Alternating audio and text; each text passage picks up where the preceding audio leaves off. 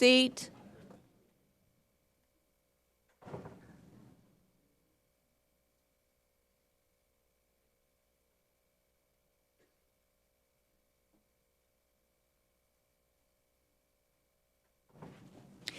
It is 8:30 a.m. on the 21st day of September.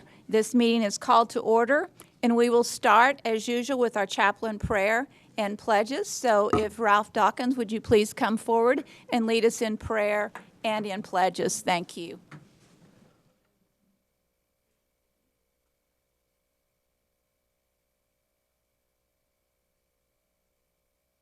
Is the microphone on for him? Good morning. There we go. Good morning. Let us pray. Father, thank you for the opportunity to invoke your word through prayer into this meeting today. I thank you for those who are in authority in the city, and I pray and lift up the mayor, her staff, the assistants, the city council members, the city manager, and every person and department that is instrumental in leading and directing our city. I pray that you would bless them today to work together in unity to tackle the agendas that are on the agenda today. May you keep division and hidden agendas from among them, and I pray that you would give them godly wisdom, direction, and instructions on how to lead and manage and operate this city in all of its departments. We ask your blessings upon the people who have been called to lead in this community in which we live, work, and play. I ask, God, that you would work with them mightily today. Let them come into this meeting and in this room and have them to have a cause and make this a productive meeting. Lead each and every one of them to make fruitful contributions at this time. Enable them to think, strategize, and create ways to meet their goals and objectives today. And lastly, I pray that you would purify their hearts and motives so that each one of them will enter into this meeting with desiring good things and the good pleasures for your people in our community. It is in Jesus' name, amen and amen. Praise God. Honor the Texas flag, if you would, please. We'll start with The American flag. There we go. I pledge allegiance to the flag of the United States of America and to the republic for which it stands, one nation, under God, indivisible, with liberty and justice for all. honor the Texas flag. One. Allegiance to thee, Texas.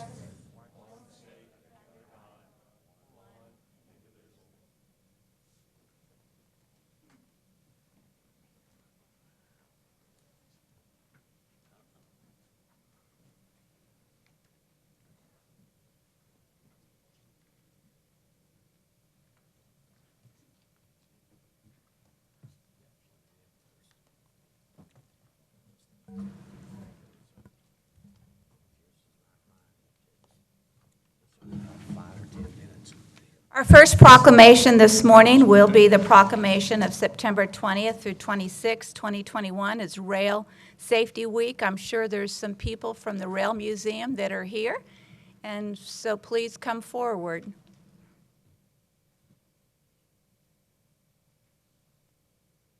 Good morning.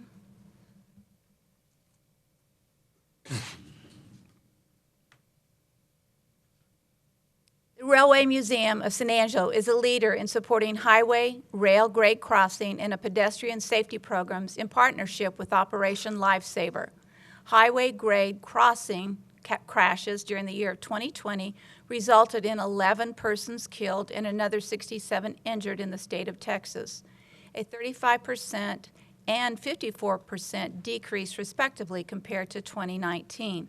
Pedestrian railroad trespass incidents on railroad property during 2020 resulted in 31 persons killed and another 60 injured in the state of Texas. Highway grade crossing crashes are more severe than highway collisions and are more likely to result in death and injury. Collisions between trains and motor vehicles or pedestrians can be prevented by increased public awareness of the dangers at crossings and around railroad property and knowledge of the appropriate safety laws. Operation Lifesaver is the foremost public information and education program dedicated to preventing highway, rail, grade crossing crashes and pedestrian railroad trespass incidents. September 20th through 26, 2021, and throughout the year, all citizens are encouraged to observe added caution of motorists and pedestrians near tracks or trains. This important observance should lead to greater safety awareness and a reduction in highway, rail, grade crossing crashes and pedestrian railroad incidents. Try saying highway, rail, grade crossing crashes. I made it through, okay.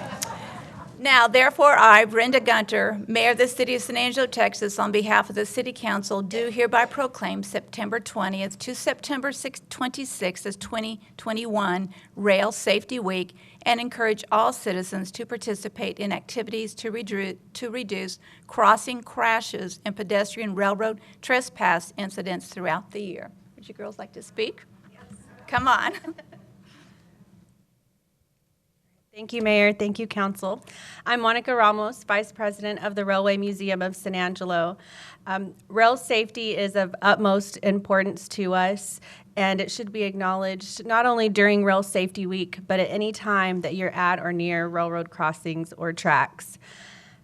Photo opportunities may seem like a wonderful opportunity on the railroad tracks. However, it is highly dangerous, and it is not encouraged. It could end in tragedy. Always remember, never try to beat a train. Always take precautions as you're approaching railroad tracks. Be rail smart. Always take the time to consider not only your own life, but the lives of others. If you are at the Railway Museum and enjoying your time at the museum, we want you to take precaution and know that a train can come at any time from any direction. So please look, listen, and live. Thank you. Thank you, Monica.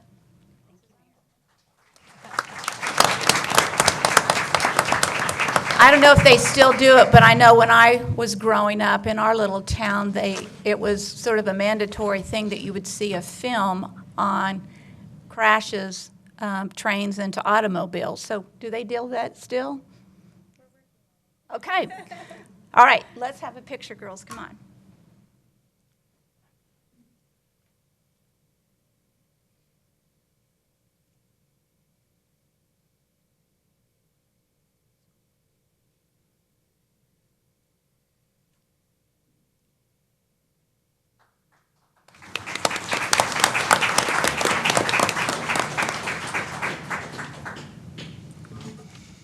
We now will have a proclamation of October 2nd, 2021 as Junior League of San Angelo Day, and I know we've got some junior leaguers here. Come on up.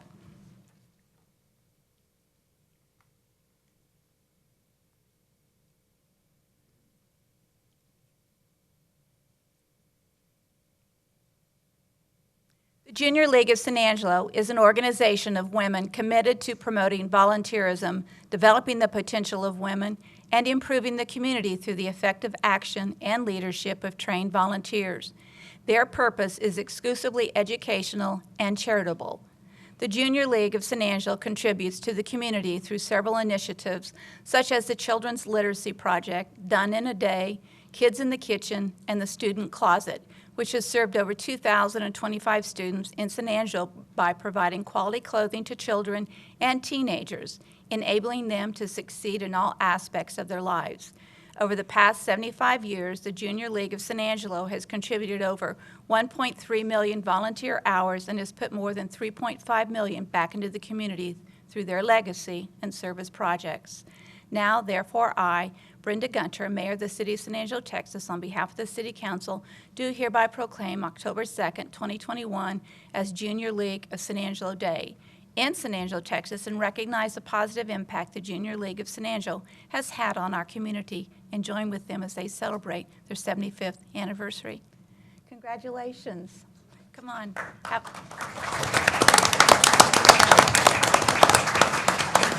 Proclamation, but please offer some words. Perfect. Thank you, Thank you.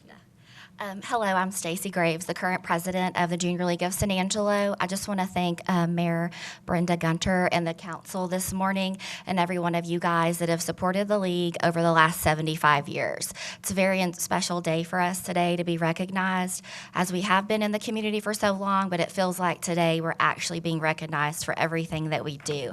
So thank you all, and we appreciate everything.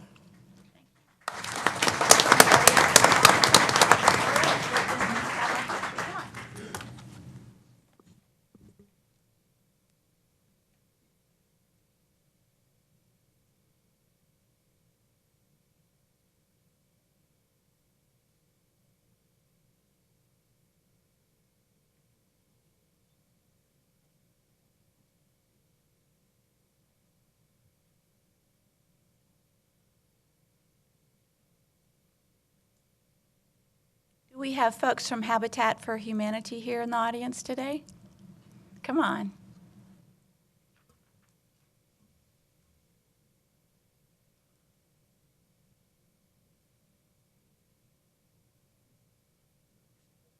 Good.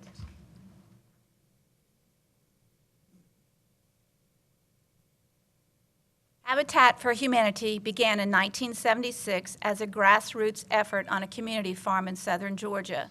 The Christian housing organization has since become a leading global nonprofit working in more than 1,300 communities throughout the U.S. and in more than 70 countries. Families and individuals in need of a hand up partner with Habitat for Humanity for a place they can call home. Habitat homeowners help build or improve their home alongside volunteers and pay an affordable mortgage. Everyone can help families achieve strength, stability, and self-reliance they need to build better lives for themselves. On Monday, October the 4th, 2021, Habitat for Humanity of San Angelo will join with partners around the world in raising awareness, educating and mobilizing individuals and communities to take action on the current global housing crisis. Habitat for Humanity of San Angelo joins our partners to rededicate ourselves to recognizing the basic right of everyone to adequate shelter. We ask everyone to join together as a global network in communicating the message that each one of us deserves the opportunity for a better future. A decent place to live can remove barriers to opportunity, health, and success for growing families now and for generations to come.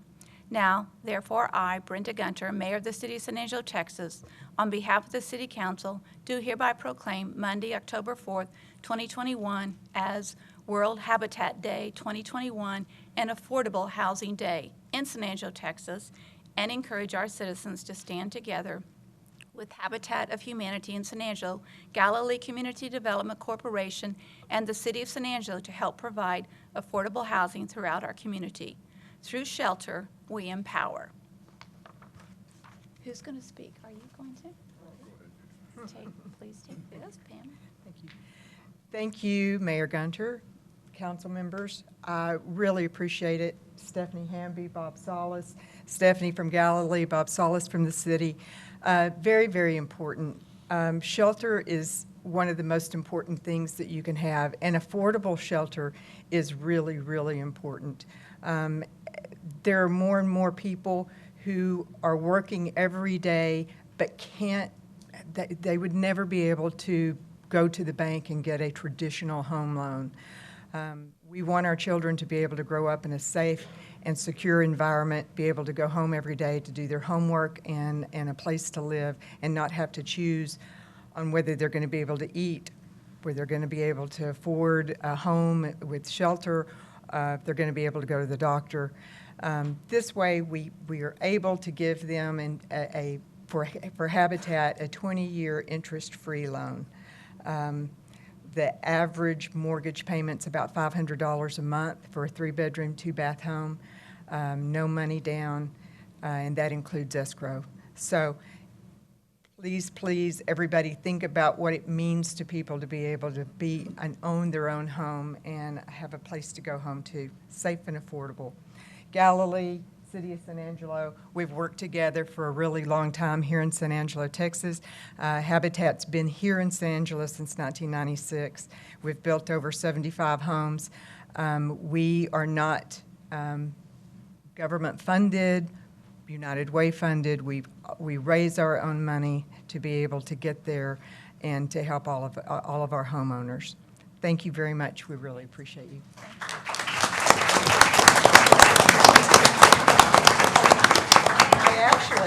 I actually could have introduced Matt Healy. He is our board president, but give me a mic. It is not the first time that I have been ignored. I wouldn't be doing Habitat justice unless we let you know that it's through community donations that we're able to build these homes. So COVID has made it very, very tough over the last couple of years. If you have a few dollars to donate to Habitat, it goes right to building homes for very needy families, and we appreciate it. Thank you so much.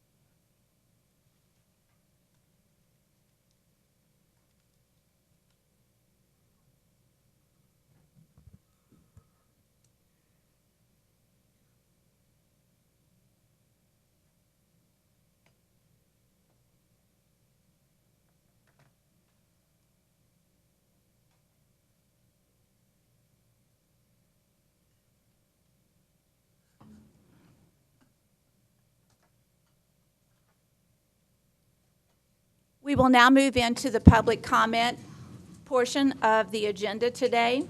Issues or concerns not on the regular agenda may be raised by the public at this time. Citizens should speak from the podium, address all comments to the dais, begin by stating their name and address or single-member district number, and limit their remarks to less than 3 minutes. At this point, who would like to come forward and offer public comment? Dave, it looks like you want some. Good morning, Mayor, Council, and City staff. My name is Dave Erickson, Director of the ASU Small Business Development Center. I'm here today to express gratitude to the Costa DC staff, Guy, Nora, and team. We have 4 values at the SBDC that we strive to uphold: integrity, service, excellence, and innovation. And this is the first time we've offered a values in action to an entity outside of the SBDC or ASU. So we want to honor Costa DC staff in recognition for the value of service and for their many hours and selfless contributions to make sure it's a great home for us and the incubator folks and others who come into the building. And we couldn't do it without them, so we want to present this certificate, values in action, to them. And we'll hand this to Guy when we get back to the office. So thank you very much. Also, with me today is a graduate assistant for the SBDC, Stella Lay from Vietnam, and she's here with me today. So thank you. Thank you very much.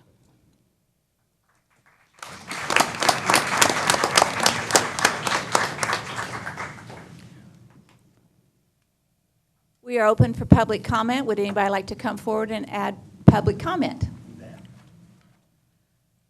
you, Mayor. Thank you, City Council. My name is Donald Moon. I'm Director at CV Biblical Counseling. I live at 3069 Champion Circle. Tommy takes care of us in District 1 over there. And today I want to tell you a true story, a sad but true story. In December the 18th, after my wife being in the hospital for a few weeks, we got the phone call, my 2 kids and I, that nobody ever wants to get. And the phone call was my wife of 38 years had succumbed to COVID-19, and she died. It was a rough day and a sad day. I know some of y'all personally. I know about all of y'all. I feel like it's my civic duty to know who y'all are. And I know without a doubt that if for some reason that the City Council could vote out COVID-19, if it had to be at 1 o'clock in the morning, each one of y'all here would get up because of the hurt and the pain that is going around, and y'all would vote without a doubt inside the council to do away with COVID-19. But we know that's not realistic. We know that that won't happen with that. But there is one thing that we can vote and do away with, and that is to pass here in the city where we cannot have an abortion here in San Angelo. So just like your heart is pulled, and just like your heart, without a doubt, would do whatever it took, you wouldn't wait to go to a vote for all of the town. Y'all would know the right thing to do is to vote out COVID. Well, I'm asking y'all today, as a city council, to put it on the agenda to be able to vote to outlaw abortion in this city. So thank y'all for all of your work and your consideration today. Thank you.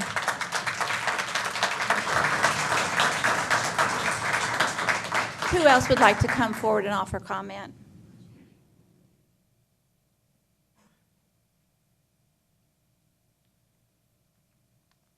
My name is Ryan Buck. I live at 10042 Floyd Lane, and I'm the senior pastor of Emmanuel Baptist Church. And just three things. First off, thank you for more chairs in the gallery. We all appreciate it very much. And then just two other quick things. Yesterday morning, myself and our supporters held a press conference just to try to communicate to the city of San Angelo who we are and why we're bringing this issue to the forefront. I made some comments in response to some public statements that, Mayor, you had made, and some of those were very direct, but I want to reiterate the fact how much we appreciate you and pray for you. Even if we have differing views on one issue, I know how difficult it is to be in public service. And so I just want to start with that. But then the other thing I just want to make mention, there was a comment about if we are going to handle this abortion, this ordinance in the city, that we want to go the way of Lubbock. That was a comment. I just want to make a public statement that the way of Lubbock was the city council and the mayor voting against this ordinance publicly. So the citizens had to do a referendum. And then it went on the agenda, or it went on the ballot, and overwhelmingly the citizens of Lubbock passed it. So that the council and the mayor were against the people. And I just ask that that not be the case in San Angelo. I know there is a minority of people, and I could be wrong. I believe there are a minority population in San Angelo that are against this ordinance that we're proposing. But I believe that it is the right thing to do, and I believe overwhelmingly the majority of our citizens are for this. And I just want to ask to save San Angelo 8 months of outside influence coming in and bringing a worldview contrary to what we hold here. We're willing to walk through that as the majority of San Angelo citizens. I think we are all willing to do that, but I know how hard it'll be and how divisive it could be in a culture that is already polarized. So please, put this on an agenda soon, I hope, and vote on it. We pray for you. Thank you for the opportunity to speak.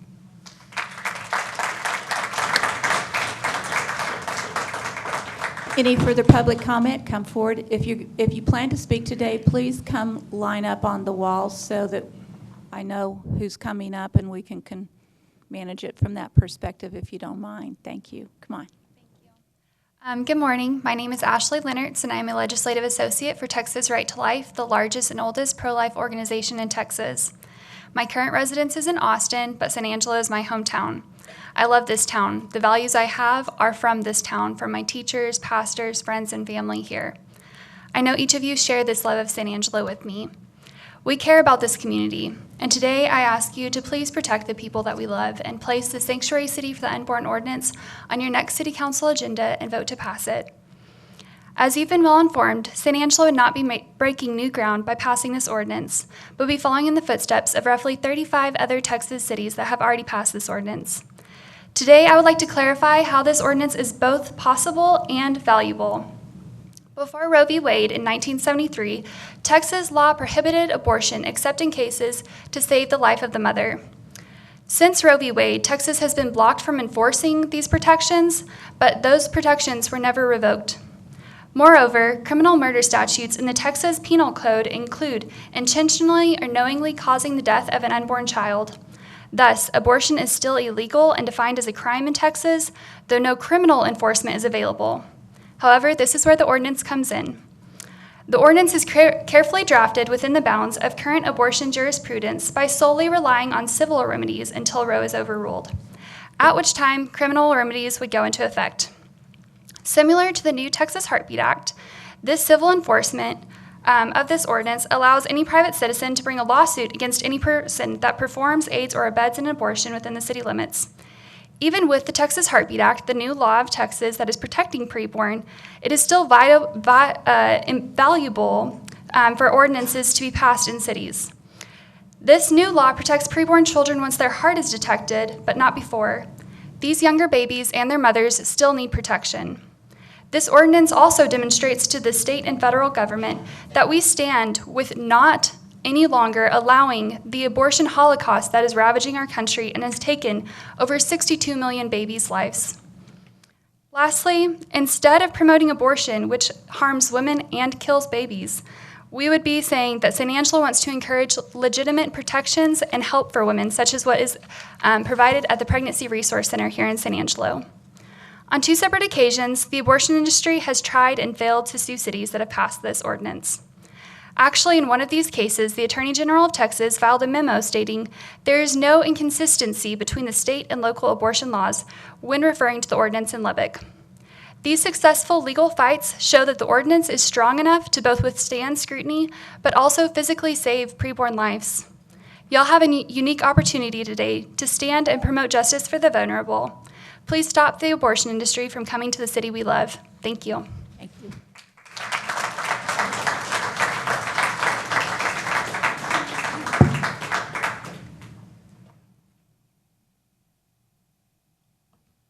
Good morning, City Council members and Mayor Gunter. My name is Anna Martine from District 5, and I'm before you today to speak in opposition to the Sanctuary City Ordinance. And on behalf of the citizens of San Angelo for whom this law would create undue burden and create an unnecessary barrier to health care, a barrier which has only increasingly widened with the closing of the only West Texas Planned Parenthood in 2013 and the unconstitutional Senate Bill 8. You have heard from some citizens that all the people of San Angelo want this ban. This is untrue, and what's worse, they did not identify why this ban is dangerous. With SB 8, Greg Abbott effectively banned all abortions, but the vague biological wording does allow some leeway as it concerns life and death situations and abortions to zygotes at early stages. Although it is improbable that a pregnant person would be able to meet the 6-week timeline, it does allow a person some time and options. This so-called sanctuary city ban is an ironically named ordinance at best. It eliminates safe haven and merciful assistance for those with unwanted, unhealthy, unsustainable, and forced pregnancies. It allows for no exceptions in cases of rape, incest, forced insemination, or extremely early stage pregnancies for which Plan B could be a remedy. In fact, it outlaws Plan B, a pharmaceutical which by all accounts should be prescribed as a doctor sees fit. This ban also prohibits providing transportation, giving money to a person seeking an abortion, and places the onus of responsibility for life-saving measures directly on the livelihood of doctors. This is more likely than not going to lead to maternal deaths when doctors have to decide between life-saving measures and the legality, fines, loss of practice, insurance, and licensure, and the endless paperwork to file for a medically necessary abortion. This ban also makes doctors liable to both parents with no statute, irrespective of their relationship, and opens the door to allowing any male party decision-making capabilities over the female. This ban allows any citizen to sue doctors who perform abortions, people who give rides to appointments, and people who give money to a person seeking one. Texas already places enormous hardship on abortion providers and their patients. In fact, there are only 21 clinics in Texas for a population of 29 million. To put that into perspective, there are 602 Walmarts.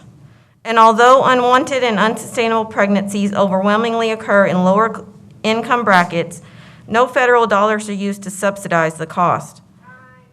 Texas The abortion. 2-minute or the 3-minute button. Yeah. Texas abortions are trending downwards, but rather than praise a genuine effort Finish your sentence. to increase the humane conditions of Texas, you should know this is a premeditated act.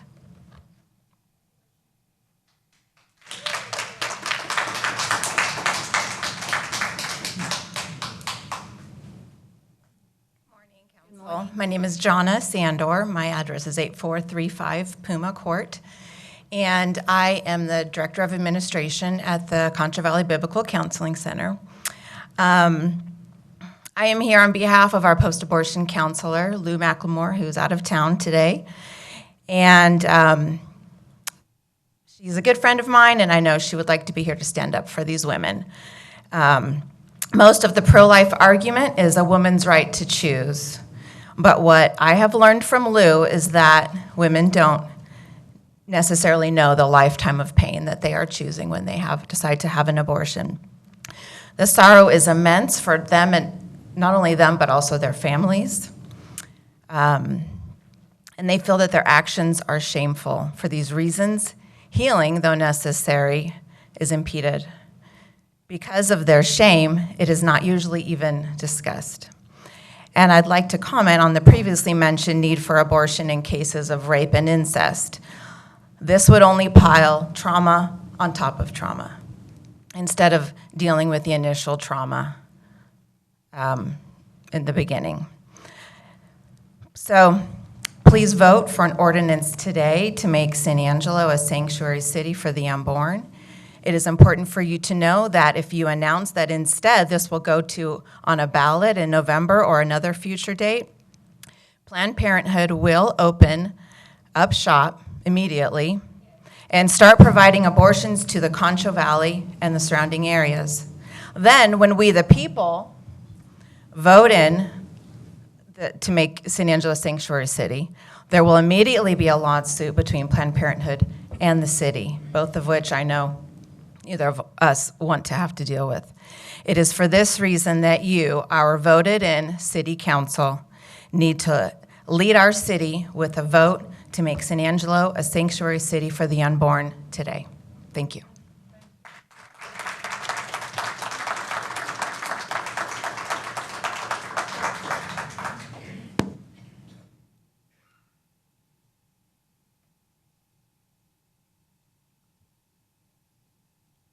My name is Phyllis Dubosky.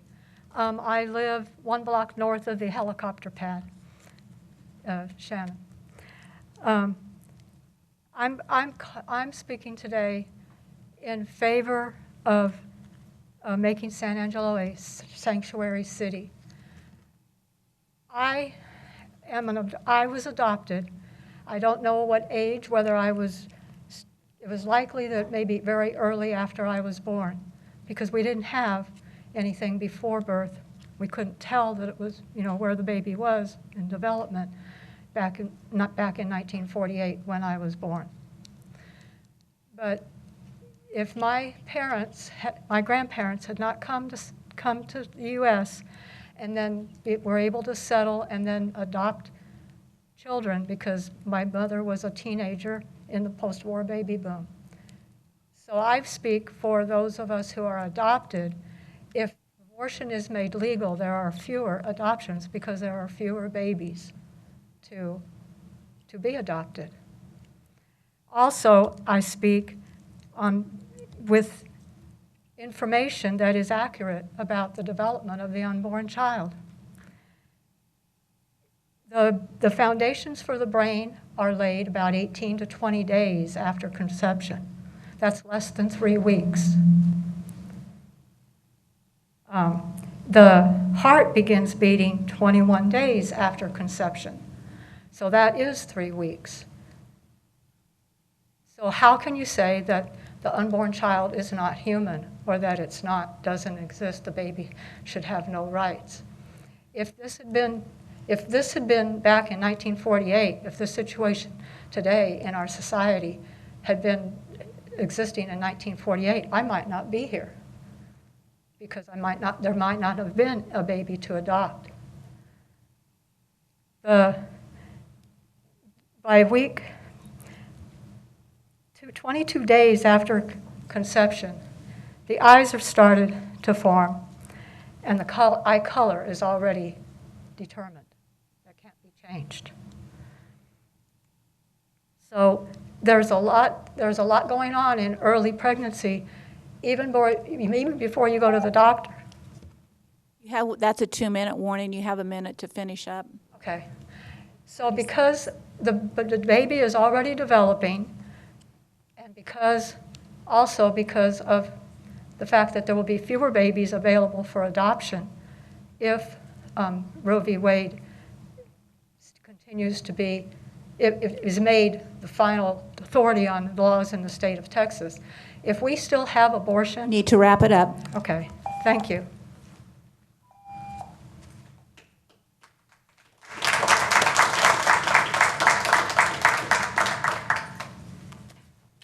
Good morning, Mayor, Council. Glad to see you guys this morning. My name is Scott Ferris. I reside at 106 East 42nd. I'm over in Tom's district. So I'm usually not one to get up in front of crowds. If any of you know me, I served on the fire department here for 24 years. I also served on the Air Med 1 for a little over 7 years during my career. So I didn't know I was adopted until I was 26 years old. My mom chose life. She chose to allow me to give more back to the citizens. So, and I thank God every day for that. You know, now that I put that into perspective, I thank God that she chose life back in '65 when I was born. So, to the comments that was made earlier, 1% of abortions happen because of rape. 1%. Less than 0.5% happen because of incest. So, I don't know what my circumstances were. I don't care. All I know is I'm here and I'm alive. I've had the chance to serve as a tool for God, if you would, throughout my career. I've had little women grab me around the neck while I'm trying to cut them out of a car, begging them not to let them die. I don't have that power. That's God's will. But I couldn't tell them that. All I could do was do my job that I was trained to do. I had a young man when I was on the helicopter that his parents were begging me not to let him die. He was burned so bad he should have already been died. I was putting a tube in his throat, and I knew that he may never speak to his parents again. And they were begging me not to let him die. They had a voice. We're speaking for those that don't have a voice. We're up here for those that are alive that don't have a voice.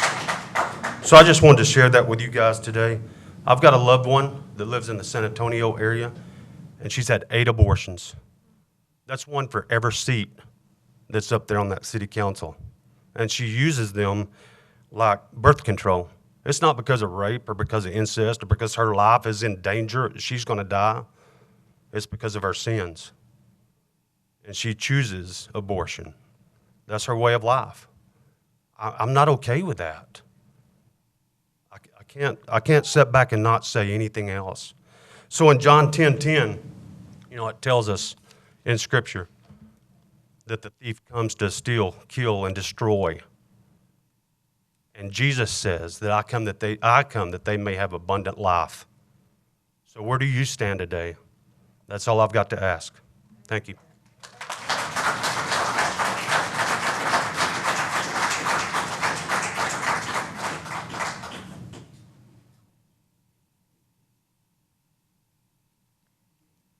Good morning. Susie Smith, and I live on Willowbrook. And as usual, I had not planned to speak. I really am a very shy person, and but I have been moved this morning by stories and by information, and information much of which is not true, very biased, but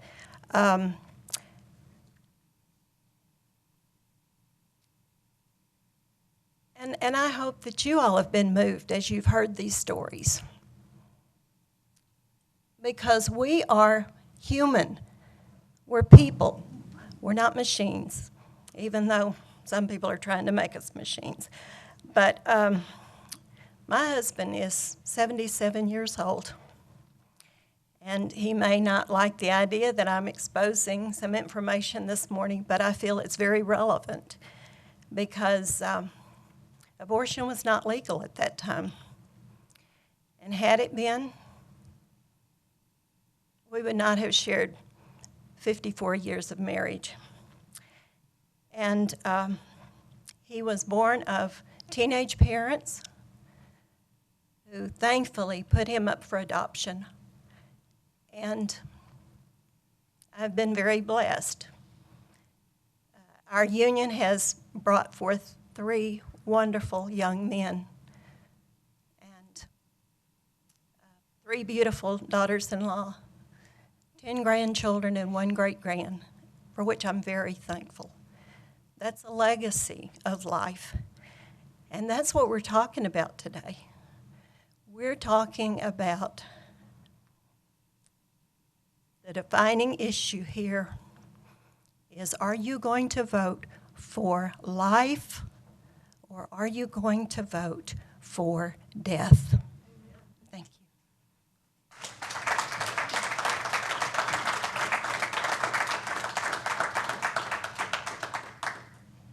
Any further public comment?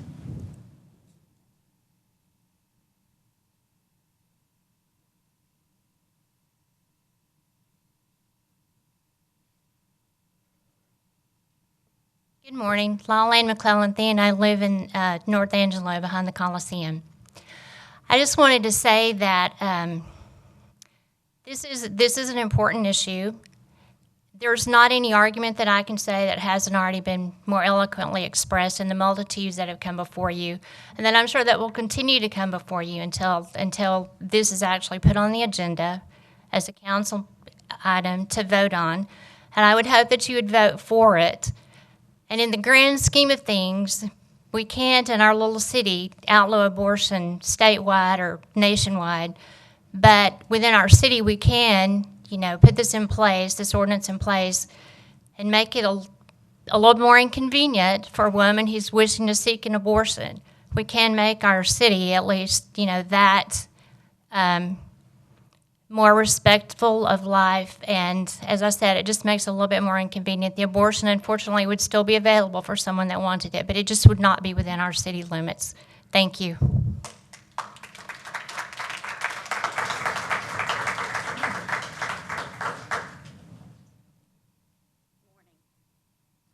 My name's Norma Perry. I didn't intend to speak this morning. I live on North Adams.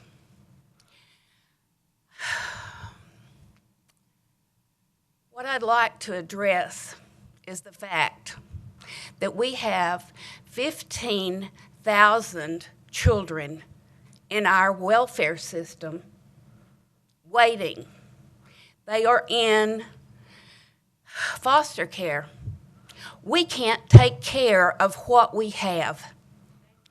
I have been a child welfare worker. I have been a person who has run child care, not personally, but for indigent people, those who have no idea how to take care of children. I have been a teacher. I have seen in our school systems the effect of children who cannot go home at night safely. And if their parents had a choice, they would not have had them. It is wrong for children, for the ones that exist, and we have a responsibility. If we can't take care of what we have now, my first thought is that everybody who signs a petition for this sanctuary city needs to be sued, and needs to be sued for 18 years, the life of the child that whoever brings into this world that they can't take care of, then somebody needs to be responsible for it. And I would say that would be the people who want to take care of all these kids that are not born when they're not even children. That, yeah, you bring them into the world and then, oh, they're cute like puppies, and then they grow up. There's just something that we need to do, and that is let women make their own choices about their own bodies. Thank you very much.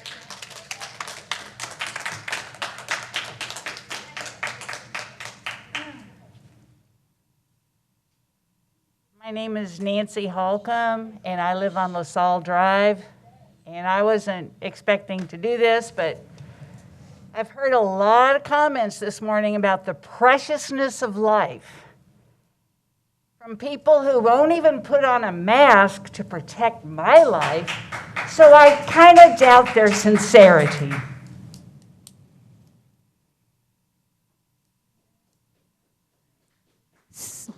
Seeing no one else come forward, I will expect that this will end our public comment. If you are going to offer public comment, please come up front so we can get as many people an opportunity to talk.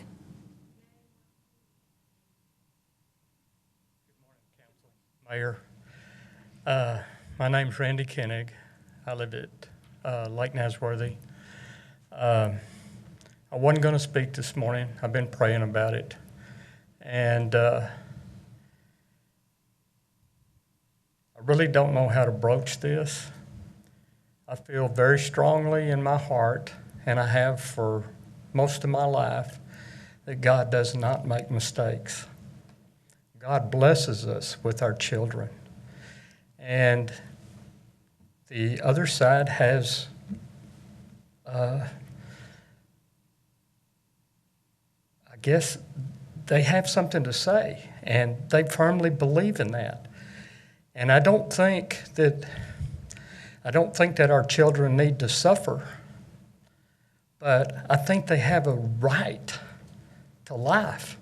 What I think as a country, as a nation, as godly people, I think we need to change the way that we broach this.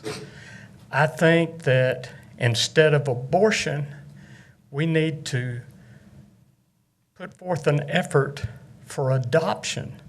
There are so many families out there that can't have children.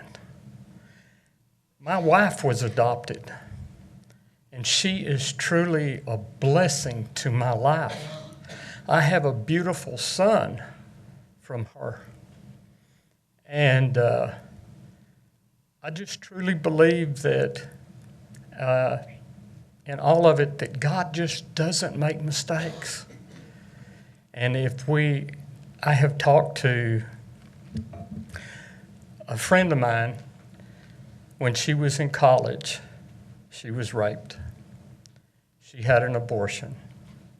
5 years later, she said, every year on my due date, I have such horrible regret because I aborted that child. And I look around and I see children that would be that child's age and wish that I could see that baby. So I don't think any of us have the wrong ideas. I think we just need to come together and figure out a solution for life. Thank you very much. Thank you.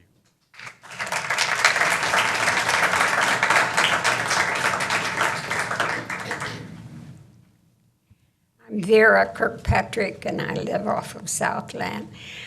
I hear a lot of talk about the woman's choice, excuse me, and I wonder if they think about going to the Planned Parenthood and receiving the free birth control that they give away. And the lady who said that, my understanding is that the doctor does have a choice if it's the woman's life is at stake. There are 3 things in the bill. And also the ordinance that you talk about, I understand that the lawyer who is going to do pro bono, if there's any kind of lawsuits, then we need to reconsider and go ahead. I noticed there's 10 ordinances on our agenda today. Were all of them put out for the public to decide on before they were put on the agenda? So let's get this done. You know, God gives us the opportunity to make the right choices, and we'll all be held accountable someday for what choices we make. So let's think about this, and let's get it on the agenda and save these babies. And I agree with the man who said we need to do more about helping people be able to adopt. My nephew and his wife wanted to adopt. It would have cost them over $200,000 to adopt a baby. Their home had to be completely redone. This is ridiculous. We need to work on that, and I know you all probably don't have anything to do with that. But let's think about this. And Planned Parenthood does like to tell the wrong story. They like to make it look like that, that they can't do other things to help these women. They do give them free birth control. So let's think about that choice.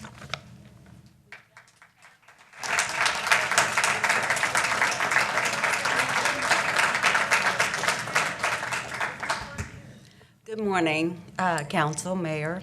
Anna Bartosh, Single Member District 1. I want to reiterate what the fella said just a little bit ago. I had one of my best friends. We roomed together. She had an abortion. And every year, just like he said, on the due date, she would remember and be very remorseful of her decision to have that abortion. So it's not a one-time thing for women. I have been in several I belong to ACTS, and women that have come to ACTS who have had abortions, this is a big deal. After the abortion, they wrestle with this decision that they have made. They're very remorseful, and it's not something that they can get over easily. It's not like you just go to the plant, to the pregnancy, or to have it and then you're done, one and done. It's not that way for a lot of women.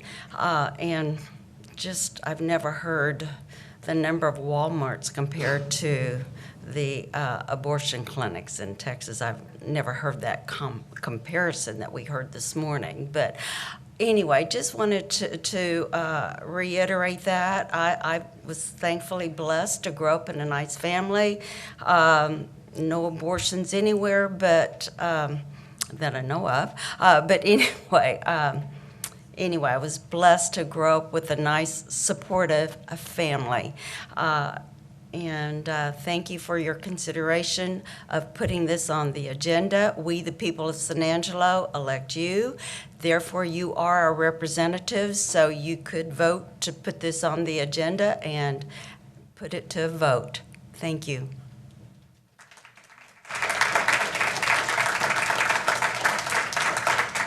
Is there any further public comment? With no further public comment, we will close the public comment section of the agenda today, and we will move into the consent agenda. I will ask each council member to, if there's any item that they would like to have pulled from the consent agenda, and I'll start with Larry. No, ma'am. Lane. Lucy. No, ma'am. Harry. I don't need anything to pull, but I would like to make this comment. I'd like for this council to consider what we heard here today and possibly put this on a future agenda item for an ordinance. And I may be... Harry, Harry, at this point... I may be in the minority here, but I think we ought to take a look at this. Thank you, but we are on the consent agenda, and there is a place on the agenda for those comments. Tom? Nothing to pull. With that, we will ask for a vote. All in favor of approving the consent agenda, please say aye. Aye. With none opposed, consent agenda is approved 6-0. We will move into the regular agenda. And the regular agenda is comments regarding items on the regular agenda may be made by the public when each item is discussed as outlined above. Applicants, proponents, and appellants are accepted from the time limit above and must limit their remarks to less than 5 minutes. Item 6A is a first reading and public hearing of an ordinance amending the Code of Ordinances by amending Chapter 2, Administration and Personnel, Article 2.08, Classified Service, Section 2.08.016, Assignment Pay, to add pay for prescriptive training officers and the supervising sergeants. Frank, are you going to present? Chief Frank Carter, come forward.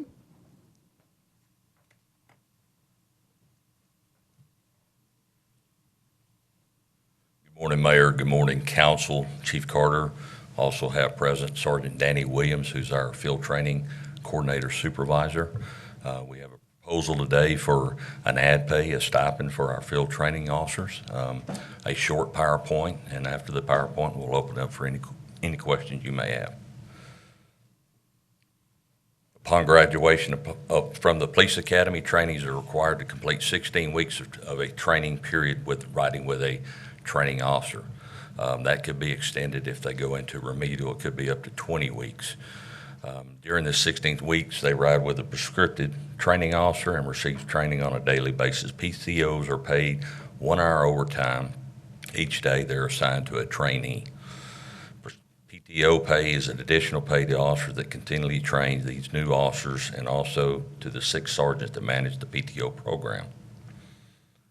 In an effort to attract the most experienced and qualified officers to participate in the PTO program, we are requesting an ad pay to the PTO stipend via ordinance for officers that are certified PTOs that are training our officers.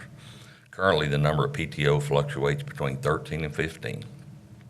Each certified PTO would receive $350 per month additional pay, projected cost of $54,600 for 13 PTOs, and $100 for each sergeant. That's $7,200, which is a total of 6 sergeants. That's 1 per shift. Currently, what we're paying is $70,209 with overtime, and that could be extended even more if they go into prescriptive training, like I said, extended beyond the 16 weeks. With the stipend rate at 13 officers, it'll be $54,600. The 6 sergeants we're requesting would be $7,200. A savings from the stipend would be $8,400, less FICA, $47.28, so a net savings of our budget of $3,600. There's no increase to our current budget at this time to implement this city ordinance. So very short. If you have any questions. Are there questions for Frank on this item? Frank, I think everyone gets it, understands it, and supports it. But we'll take a vote. Thank you. Move to approve by Lane. A second? Second. Second by Lucy. Any public comment on this item? With none, we'll take a vote. All in favor, say aye. Aye. With none opposed, motion passes 6-0. Thank you. Item B, second public hearing of an ordinance of the City of San Angelo approving and adopting the budget for the fiscal year beginning October 1, 2021 and ending September 30th, 2022. This budget will raise more total property taxes than last year's budget by $943,816, and of that amount, $661,346 is tax revenue to be raised from new property added to the tax roll. Thank you, Mayor. Tina Deersky, Director of Finance. As you said, this is the second public hearing of the ordinance to adopt the fiscal year 2022 budget. This does include the city covering increases in health insurance, raises for police and fire at 5%, raises for other employees at 3%, plus the implementation of loyalty pay, and of course the 3 FTE positions for backflow prevention and the water fund. This again just goes through what's included in the budget ordinance. I'm not going to read through all of this again since you saw it last meeting. But what we do need today is a record vote on the budget, adopting the fiscal year 2022 budget as it's been presented. Do we have the language that we need to use? This one doesn't have specific language, but we do need to include in the motion that we want this version of the budget to include item 6A that was just approved. Do I have a motion? Move to approve. Item 6A. Okay. A second? Second. A second by, I'm not sure whose voice that was. Larry's voice. Larry, Larry. okay, sorry.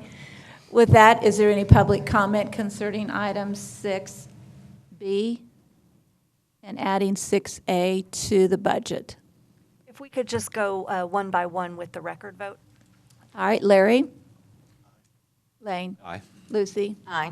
Brenda? Aye. Harry? Aye. Tom? Aye. Motion passes 6-0. We'll move on to item 6C, final public hearing of an ordinance levying property taxes for the city of San Angelo, Texas for the 2021 tax year. An ordinance fixing and leveling ad valorem taxes for the current tax year for use in support of the municipal government of the city of San Angelo, Texas for the 2021-2022 budget year, providing for the assessment and collection thereof, providing when the tax shall become due, providing when the tax shall become delinquent, providing for exemptions, providing for severability, providing for publication on the city-operated website, and providing for an effective date. And, okay, so we have specific language that we need to use, and where is that language? This is the language, so each person will I believe one person can read the language, and then when you have a second, everybody, is that correct, Julia? Correct. So I need a motion, and that motion must read the language as written. Who is going to offer that motion? I'll do it. I move that the property tax rate be increased by the adoption of a tax rate of 0.7760 per $100 valuation, which is effectively a 2.3% increase in the tax rate. Is there a second? Second. And a second by Harry. I am going to reiterate that, in fact, our tax has been at 0.7760 for 8 years, so we are not increasing the rate. This language is by state what we're required to read, but we are not increasing the property tax rate. With that, I will take a vote. Larry? Aye. Lane? Aye. Lucy? Aye. Harry? Aye. Tom? Aye. Brenda Gunter, aye.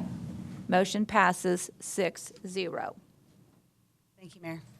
Item D, first reading and public hearing of an ordinance requesting to approve the abandonment of a 2,250 square foot, 15 feet by 150 feet alley on the north side of East 46th Street between Travis Street and Oakland Street. John James, you're on.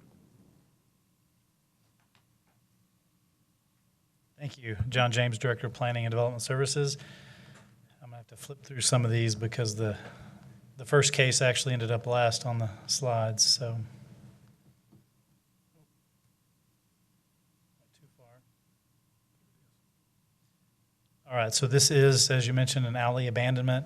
As you can see on the map there, this is an alley that was platted years ago, never constructed.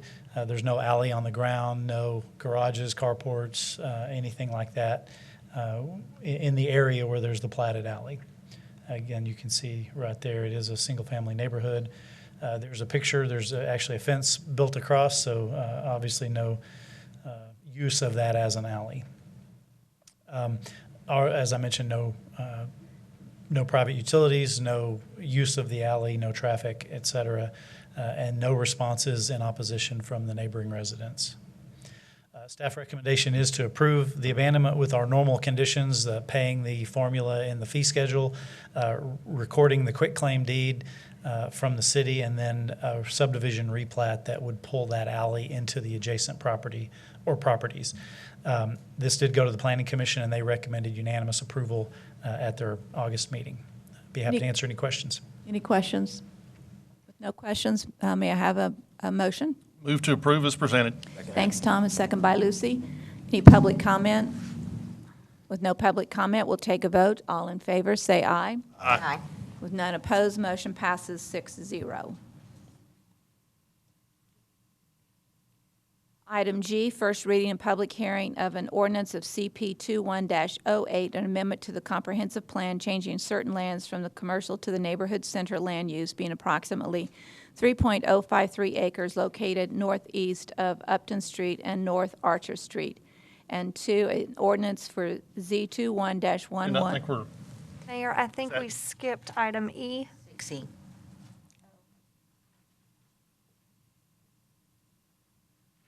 they give you a cheat sheet. Let me back up. First reading and public hearing of an ordinance for CP 21-06, an amendment to the comprehensive plan changing certain lands from the neighborhood to the neighborhood center land use, being approximately .728 acres located at the southwest corner of Lilly Street and West 19th Street. An ordinance for Z21-09, a rezoning from the single-family residential zoning district to the neighborhood commercial zoning district, being approximately .728 acres located at the southwest corner of Lilly Street and West 19th Street. John, you're on. Thank you. As you mentioned, this is both a change to the comprehensive plan and a rezoning. You can see here there are 2 lots right there. This is 19th Street and this is Lilly Street. And you'll see a little bit better in a minute, but these are vacant lots, currently zoned residential, and you can see there's some residential around, but there's also some industrial and commercial type activity just to the west, the west. This is kind of a blow up of the area, so you can see heavy commercial right across the railroad tracks. There's already some neighborhood commercial right across the street, and so that's what's proposed for this corner as well, neighborhood commercial. And of course, there is commercial over back to the east as well, but with this residential neighborhood in between it.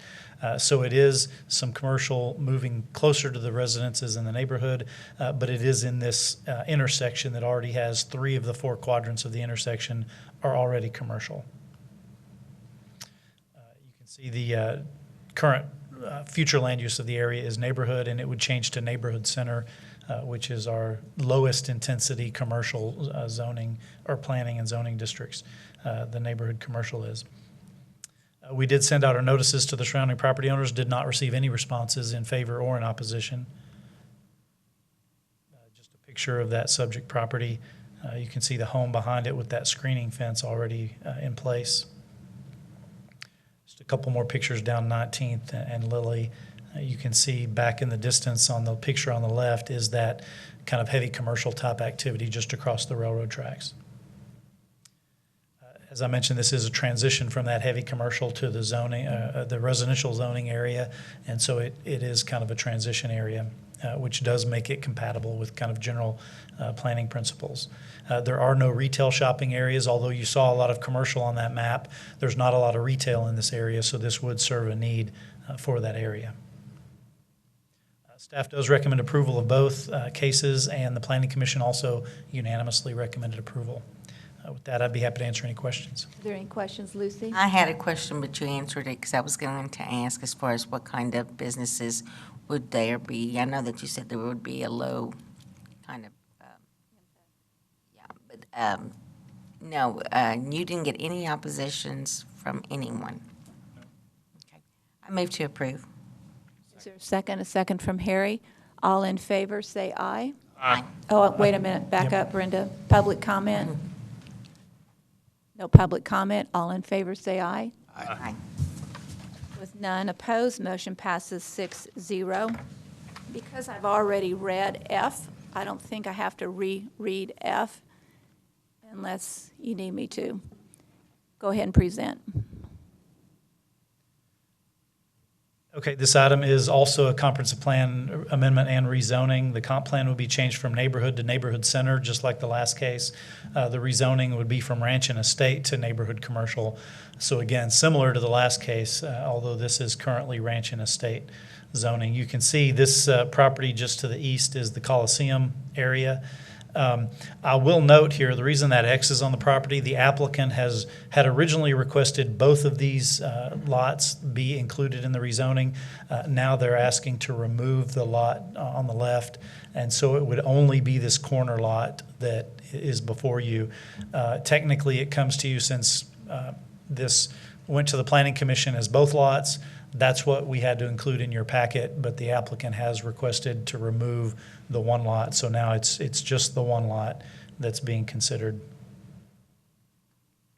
Mayor, Yes. I believe that when you were reading the caption earlier, you were reading CP 2108, so just in case there's any future issues, if you would just go ahead and read this Sure. caption. First reading and public hearing of an ordinance for CP 21-07, an amendment to the comprehensive plan changing certain lands from the rural to the neighborhood center land use, being approximately 4.310 acres located at the northwest corner of Grape Creek Road and West 47th Street, and two, an ordinance for Z21-10, a rezoning from the Ranch and Estate zoning district to the neighborhood commercial zoning district, being approximately 4.310 acres located at the northwest corner of Grape Creek Road and West 47th Street. As I mentioned, this is currently zoned ranch and estate, and you can see most of the area there is zoned ranch and estate. This you can't quite see off the screen here is Chadburn, and so that part of Chadburn is a commercial corridor. So this area sits kind of between that commercial corridor in Chadburn and the Coliseum there across Grape Creek Road there to the east. And so it would be, the intent is to create a small neighborhood commercial retail that could both serve that neighborhood but also folks that coming and going from the Coliseum. We did send out our notices. I will note that when this went to the Planning Commission, we had not received any notices of opposition.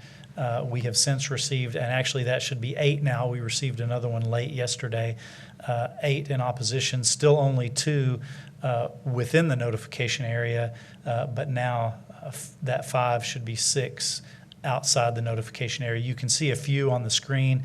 There are a couple of others out here a little bit off the screen.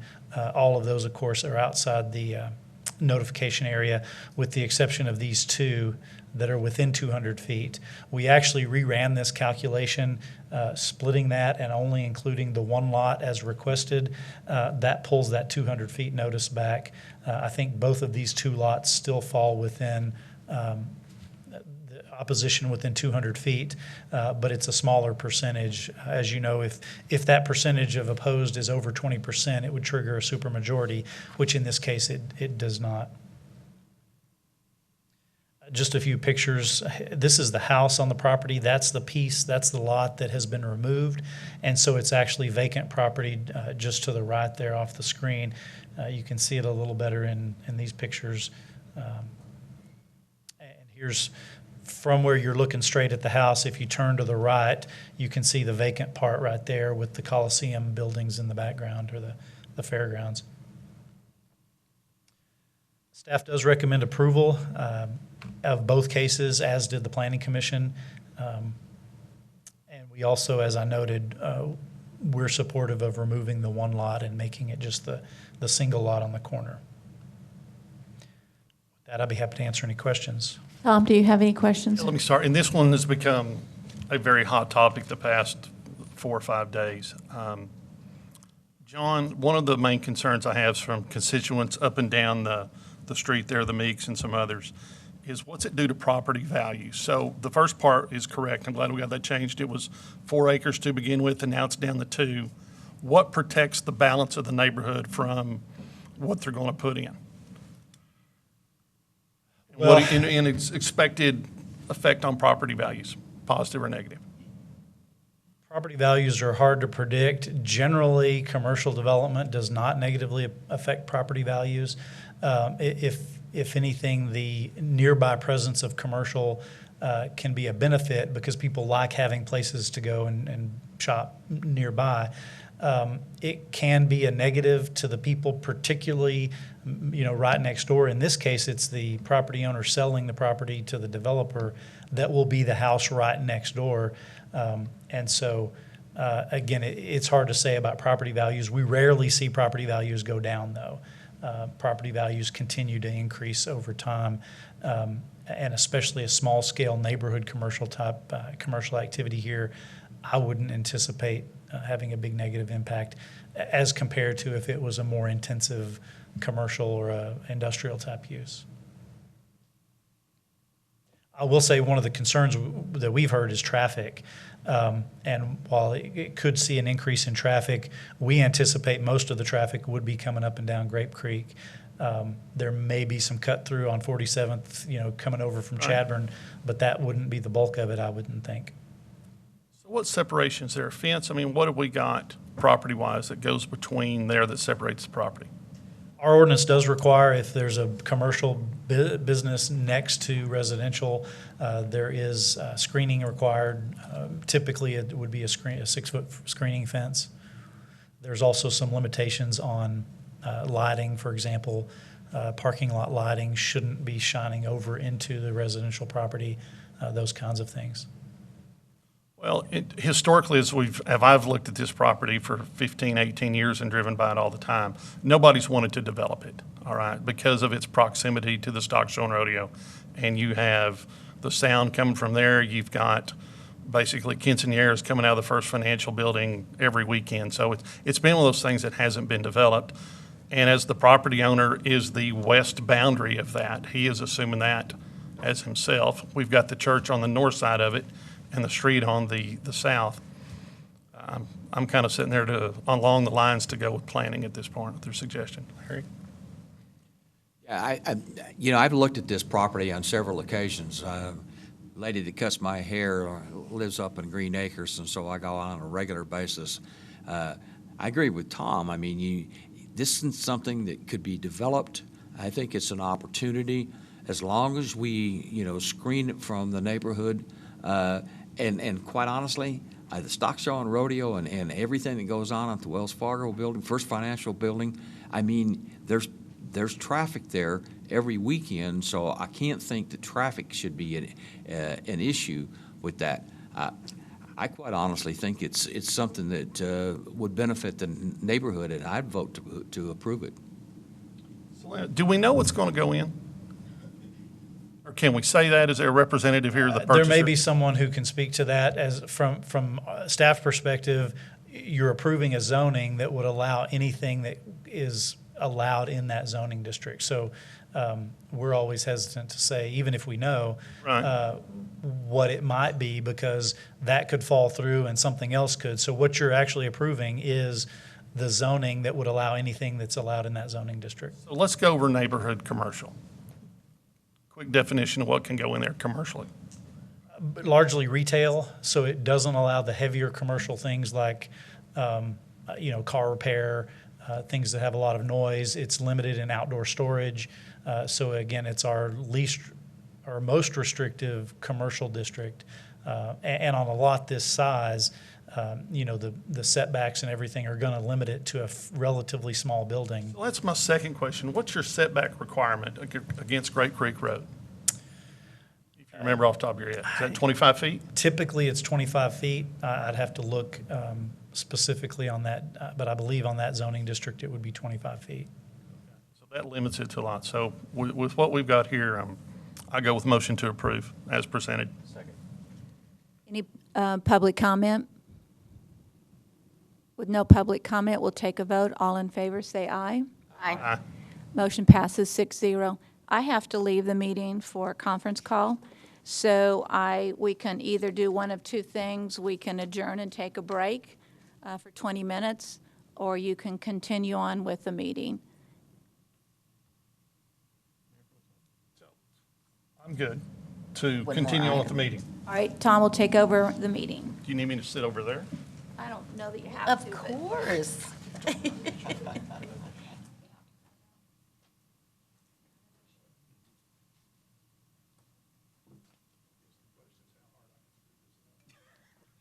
Already read G, so. I was fixing to say, I don't have to read it, do I? Just reread G. A little red in the face, Tom. Very tough. Now you're going to label me as wrong. Roll, Tom. Cool.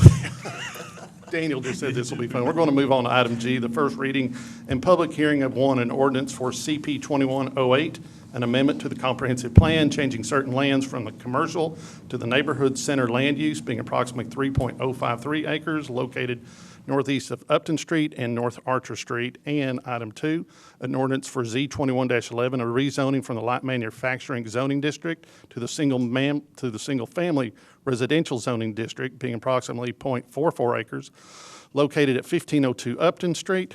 Presentation made by John James. John, you're on. Thank you. You can see here the location. It's Bell Street there.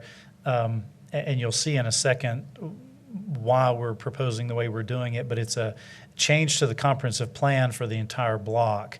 But the rezoning request is only those 2 lots on the corner. I'll talk a little bit more about why that is. This whole area is in our future plans as light manufacturing. However, it is not developed that way. This whole block is residential. But we were concerned about changing the plan and the zoning on just those 2 lots if the remainder was still designated long-term as industrial. And so what we had proposed is coming in and changing that entire block to that residential neighborhood future land use plan. In looking at the surrounding area, I think the idea was maybe this could become an industrial area back when this area was planned decades ago. We just don't see that happening, particularly on this block, maybe a little bit farther to the west. But given that this entire block is already residential, they want to rezone it for more residential. It just makes sense to pull in that block as the zoning for residential. We did send out the notifications to the surrounding 200 feet property owners. We did not receive any in opposition. We did receive 1 in support. So staff does recommend the change to the comprehensive plan as well as the rezoning, and the Planning Commission also recommended unanimously. I'd be happy to answer any questions. The information provided, has anybody got any questions? Lucy, your district? No, it's not. Is this Harry? Harry, you good? I'm good. I move to approve as presented. Second. Public comment? No public comment. We'll take a vote. All in favor, say aye. Aye. Aye. Opposed? Passes 6-0. Excuse me, 5-0. Excuse me. All right, with that, we'll move to closed session. Executive session under the provision of Government Code Title V, Open Government Ethics, Subtitle A, Open Government, Chapter 551, Open Meetings, Subchapter D. Exceptions to requirement that meetings be open under the following sections. A, Section 551071, consultation with the attorney regarding ward law et al. Versus City of San Angelo and Life Point Church. With that, we'll move to closed session. We should reconvene in, Teresa, 45 minutes? All right. Okay. Bring us back into session. We're through with closed session. We need to make 1 motion pertaining to item A, and it is motion to extend the letter of engagement with Amy Emerson of Allensworth Law. Can we get a second on that? Let's take a vote. All in favor, say aye. Aye. Passes 5-0.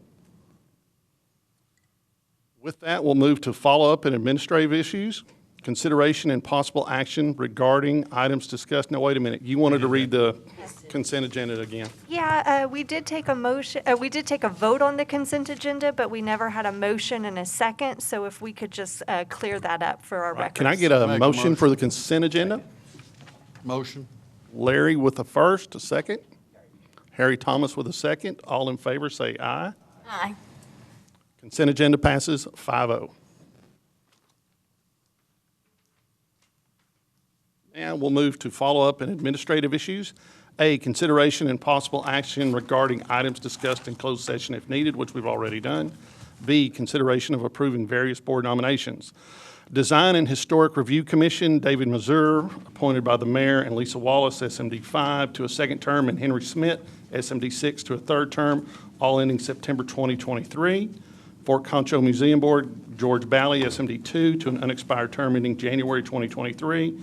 Keep San Angelo Beautiful, Shannon McMillan, SMD 4, to a first full term. Emily Lloyd, SMD 5, to a second term. Richard Balico, Senior, SMD 6, to a first term, all ending September 2023. Move to approve. Move to approve. Second. Second by Lucy. All in favor, say aye. Aye. Opposed? With that, 5-0. C, any announcements and considerations for future agenda items? With I that, think we need to have some conversation about, and I think Teresa said that we might move this to an executive session in the future, but we need to have some conversation on whether or not we make a resolution on sanctuary city for the unborn or putting an ordinance together. So I would recommend that we move it to executive session for legal discussion, and then when we come out, we can make a decision based on how you want us to move forward legally on either a resolution setting for election, like Carrie said, or an actual ordinance. well, thank you. Anything else? With that, we shall now bring the meeting to a close. Motion to adjourn since Tommy's not here. All in favor, say aye. Aye. Opposed? We are closed.